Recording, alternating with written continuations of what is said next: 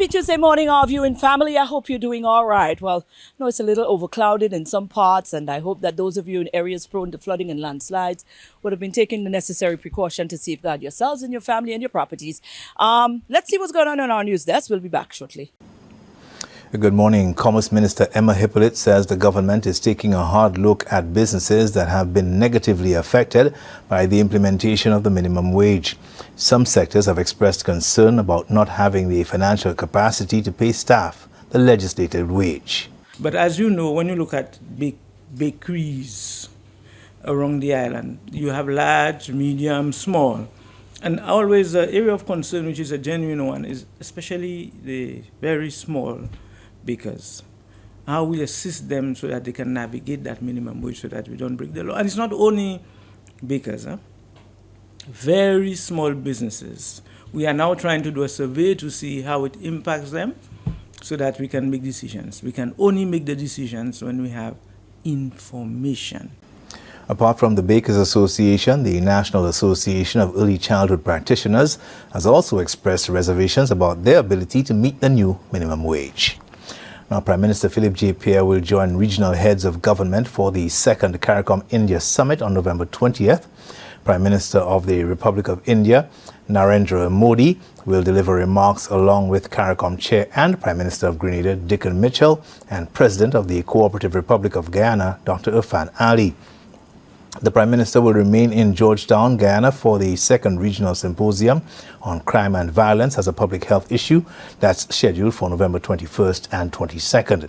Commissioner of Police Mr. Vern Gard and Attorney General Leslie Mondesi will join the Prime Minister as part of the St. Lucian delegation for that regional symposium to dialogue with regional counterparts from a social prevention perspective to reduce violent crime in CARICOM member states. The second regional symposium on crime and violence as a public health issue emphasizes a holistic system approach, particularly a whole of government and whole of society approach, involving and collaborating with all relevant agencies, organizations and sectors at different levels, including civil society, business, community, families and individuals. During the Prime Minister's absence, Minister for Tourism, Investment, Creative Industries, Culture and Information, Dr. Ernest Hilaire, will act as the country's Prime Minister. A local pilot is calling for an urgent meeting of stakeholders to address the myriad issues impacting the aviation sector in the region. Regional carriers face a volatile jumble of issues, from a small customer base to high taxation and political issues. We have quite a bit of flights coming in, and the thing is how long that will actually last, you know. We have a serious problem in the region when it comes to aviation, and it's not been addressed, you know. It's like, you know, the government's just, I don't think they're really looking into airlines coming in and lasting in the region. Unless those issues are addressed definitively, Sylvanus Ernest says regional aviation will continue to struggle. The fire and emergency services responded to multiple vehicular collisions and a house fire over the weekend, starting with an incident on 15th November 2024 at Lakai Dennery involving a cyclist and a pedestrian. On arrival at the scene, a male individual, a minor, was found in the care of family members. An assessment revealed abrasions and edema about the body. He was transferred into the ambulance, treated, then transported to a medical facility for advanced medical care. The pedestrian, a minor, was transported via private means before the arrival of the ambulance. On 16th November, the St. Lucia Fire Service responded to a motor vehicular incident at Rodney Bay. On arrival at the scene, a male individual was found unconscious in the driver's seat of a vehicle. He was extricated, then transferred into the ambulance. An assessment revealed lacerations to the head. He was treated, then transported to a medical facility for advanced medical care. That's your news summary. Thanks for watching. Thank you, News Desk. Let's take a short break. We're coming right back.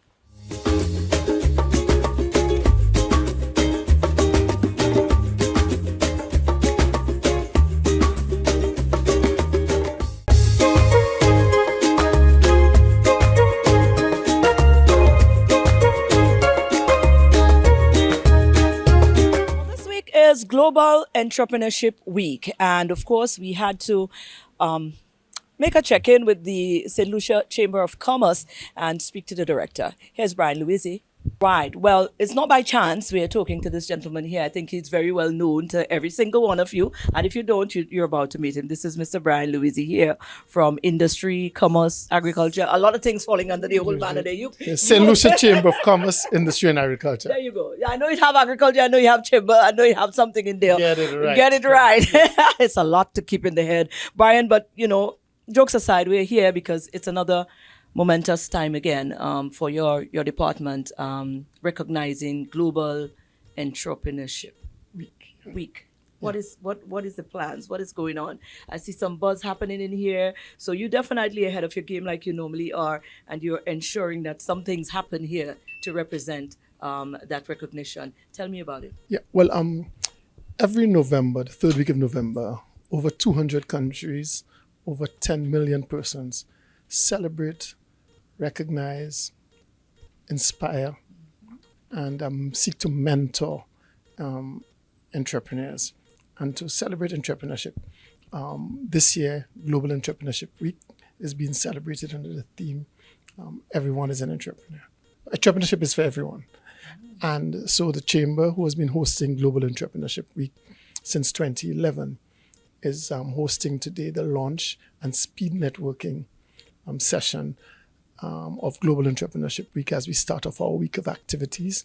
Republic Bank is sponsoring the launch and the speed networking. And we have had a couple of very interesting presentations today.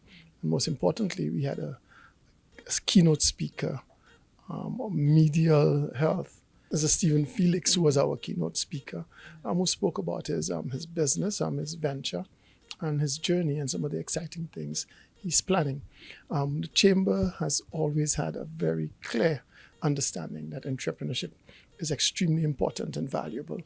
And so you would note we had created the project Junior Achievements in Lucia, and we've also created the St. Lucia Youth Business Trust, all seeking to engender entrepreneurship and the understanding of business for our young people.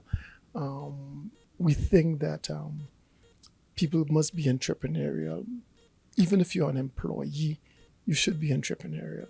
And if you're looking to start your own business, if you're looking to solve major problems, social problems, if you're looking to grasp opportunities, you follow the entrepreneurship path. And so we are pleased that we have got this started, and we have a number of partners helping us put on activities this week. So we ask everyone to join in and be an entrepreneur in their own way. Right. I'm glad you mentioned partners because the past couple of, should I say months, years, if we were to go back a little bit, we saw quite a movement. The YEA programs, there's a lot of programs that is geared towards, honing entrepreneurs and helping them to develop in that light. Have your ministry been working along with these entities as well in that light? Yeah, remember we are an independent private sector organization. Right. We work closely with the Ministry of Commerce, and the Ministry of Commerce this month, November, celebrating Business Month. Yeah. And they have always been a partner in Global Entrepreneurship Week. They are hosting activities themselves and celebrating Global Entrepreneurship Week. And we think that the drive is to create an ecosystem that is supportive of entrepreneurship. It requires from ideation right to finance to scale up. And so we hope that we can get that and that ecosystem together, people working together, institutions filling in gaps where support and programs are needed.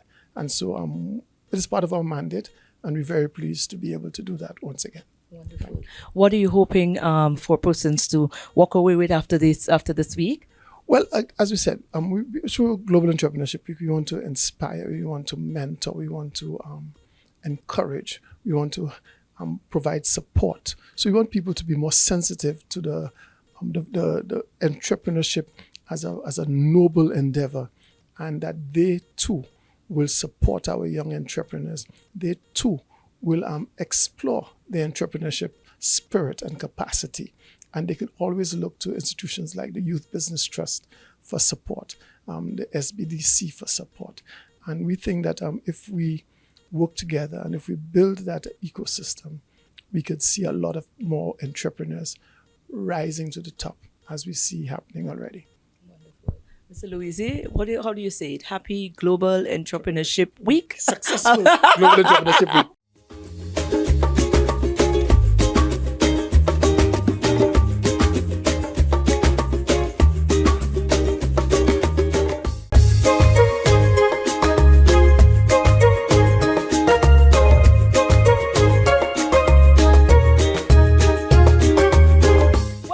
Out here talking Global Entrepreneurship Week and not come back home and see how some of our own entrepreneurs are doing. Here's a very interesting one. We're here with a young entrepreneur, and his name is Stephen Felix. Into the field, a quite different field. It's not your usual, it's sort of like outside of the box. Tell me about yourself and your business, Steve.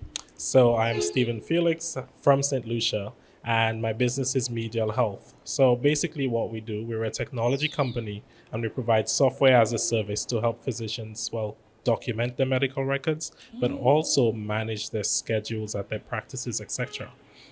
We do this through very innovative technology, very easy to use applications, because again, the physicians already do a lot. So how do we make their lives easier? How do we make healthcare more efficient? How do we help them with their operations and workflows? That's basically what we do technically. And we take them from paper to pixels in less than 24 hours.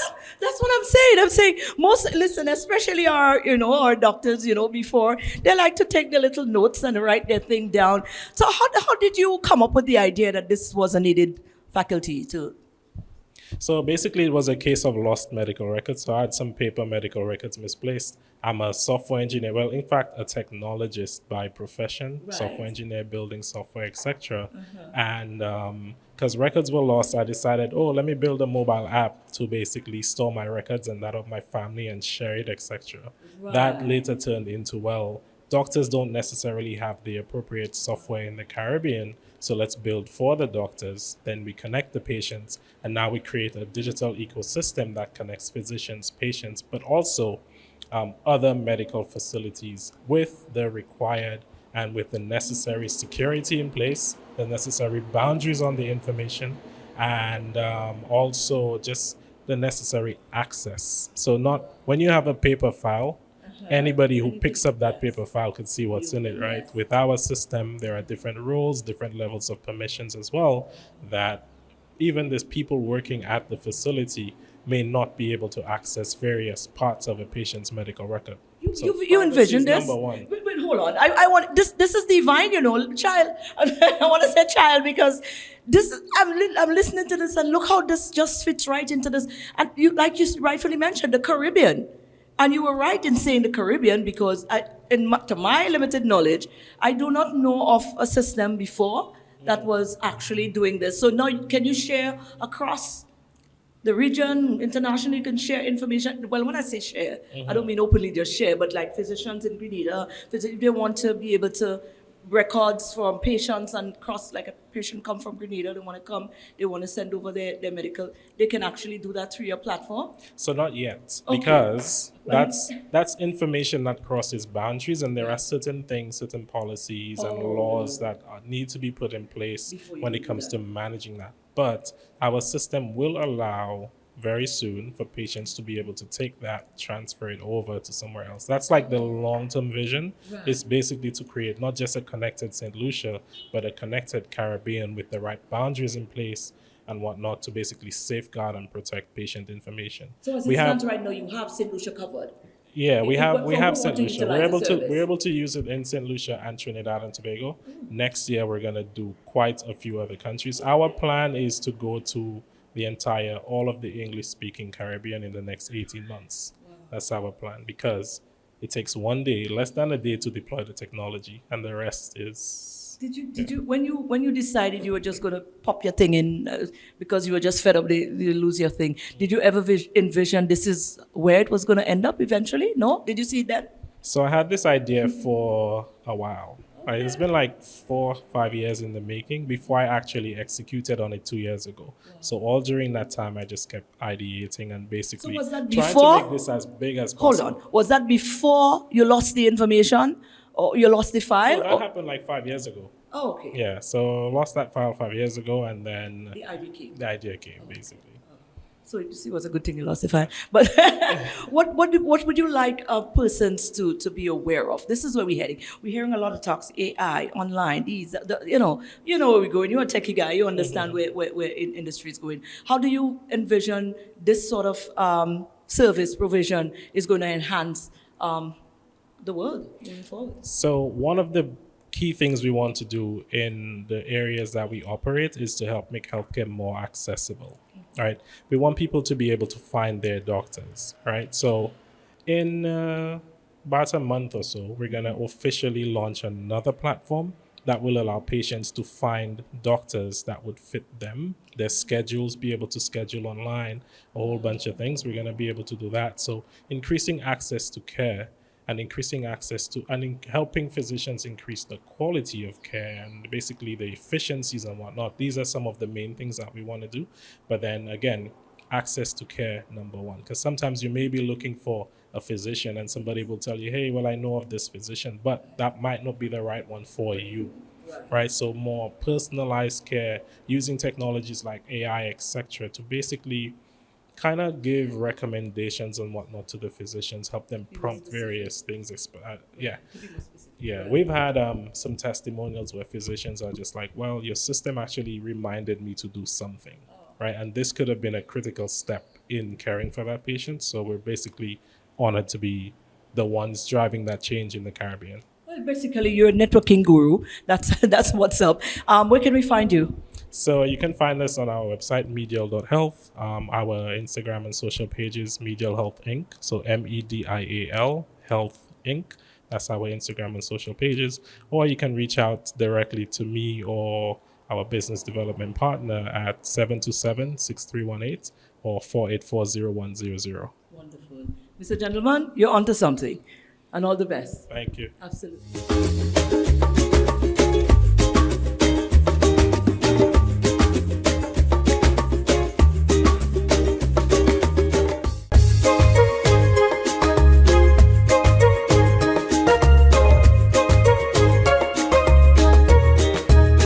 Hey, good morning, St. Lucia.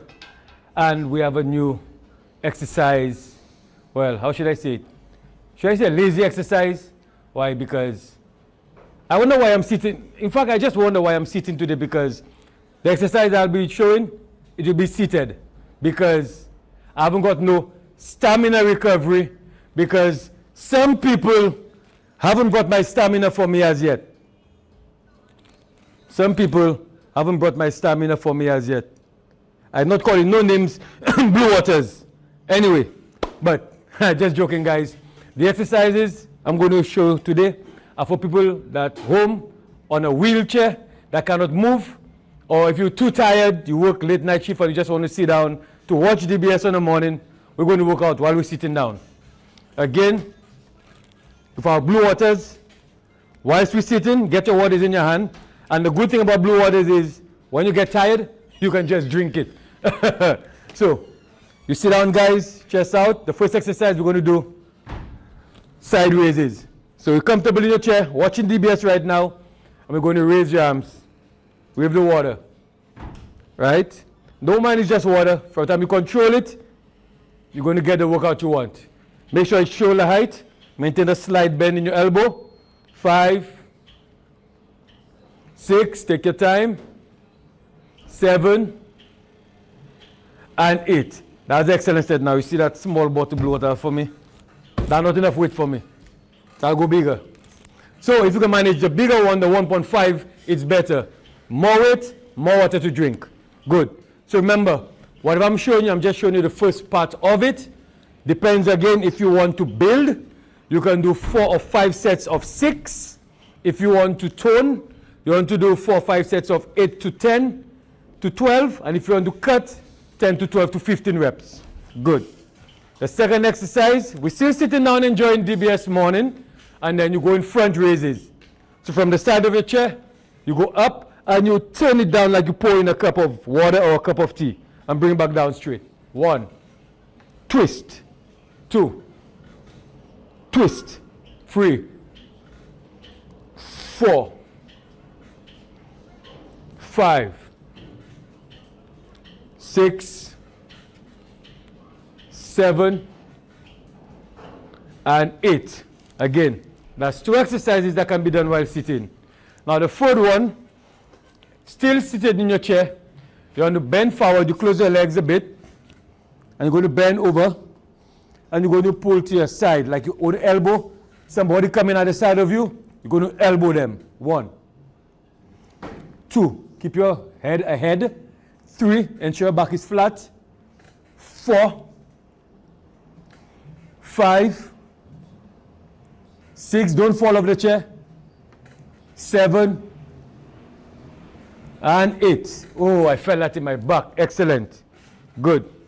Again, that's 3 exercises that can be done. We're going to strengthen the shoulder. So you're going to hold 1 bottle of water by your area.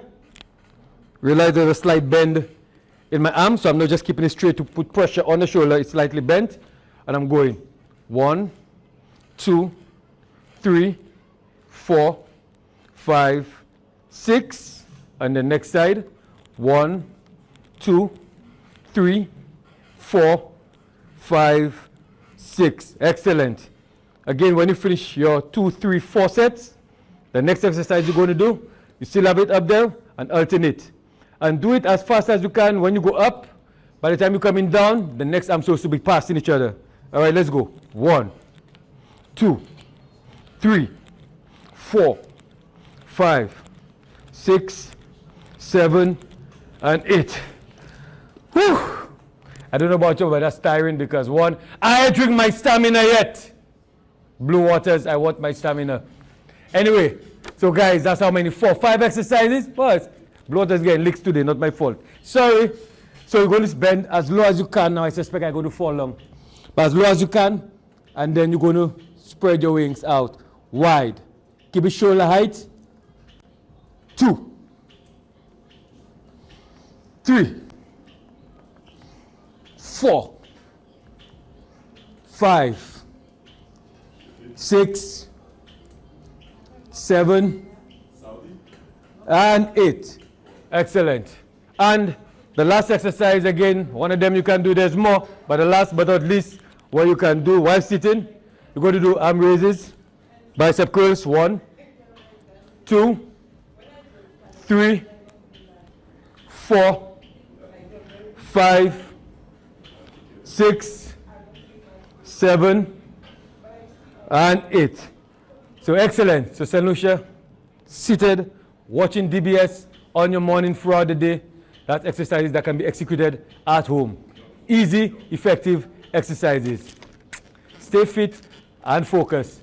Blue waters, I love you. You have my back. You bring my water for me. I want my stamina.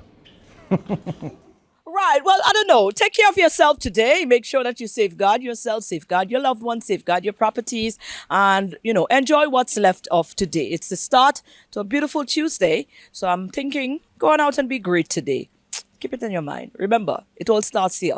Get in there. Put in some positive vibes.